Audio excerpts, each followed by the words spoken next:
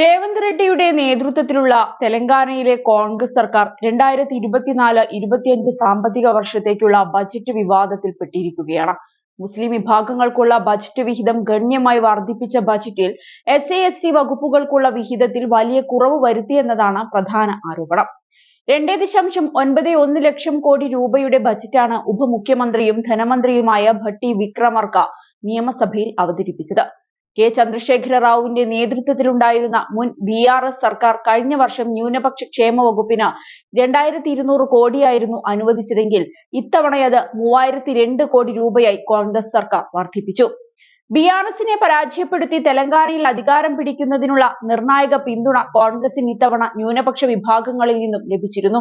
ബജറ്റിൽ ന്യൂനപക്ഷ ക്ഷേമ വകുപ്പിനുള്ള വിഹിതം വർദ്ധിപ്പിച്ചതിലൂടെ ഈ പിന്തുണ നിലനിർത്താനും വർദ്ധിപ്പിക്കാനുമുള്ള നീക്കമായിട്ടാണ് രാഷ്ട്രീയ നിരീക്ഷകർ വിലയിരുത്തുന്നത്.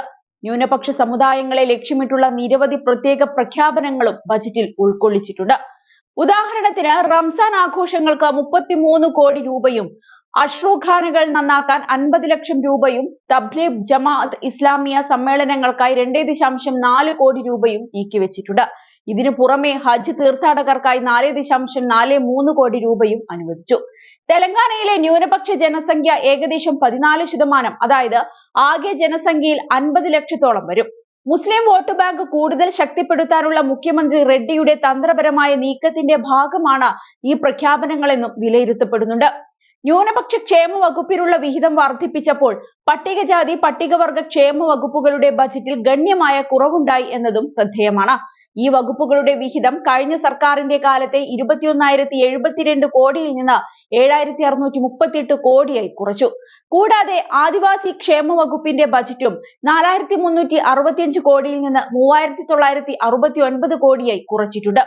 തിരഞ്ഞെടുപ്പിൽ കോൺഗ്രസിന് വലിയ പിന്തുണ നൽകിയിട്ടും ദളിതർക്കും ആദിവാസികൾക്കും നൽകിയ വാഗ്ദാനങ്ങൾ കോൺഗ്രസ് സർക്കാർ നിഷേധിക്കുന്നുവെന്ന ആരോപണവും ഇതോടെ ഉയർന്നു കഴിഞ്ഞു.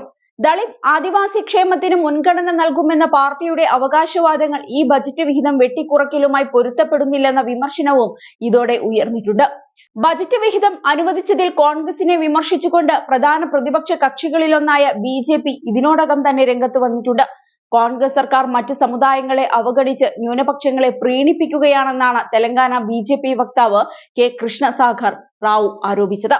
സംസ്ഥാനം സാമ്പത്തിക ബുദ്ധിമുട്ടുകൾ നേരിടുന്ന സമയത്താണ് ഇത്തരം പ്രഖ്യാപനങ്ങളെന്നും അദ്ദേഹം കുറ്റപ്പെടുത്തുന്നുണ്ട്.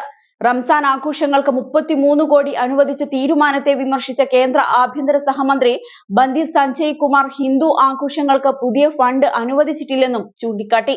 അതേസമയം ഇതുമായി ബന്ധപ്പെട്ട് പ്രതികരിക്കാൻ കോൺഗ്രസ് നേതാക്കൾ ഇതുവരെ തയ്യാറായിട്ടില്ല എന്നതും ശ്രദ്ധേയമാണ്.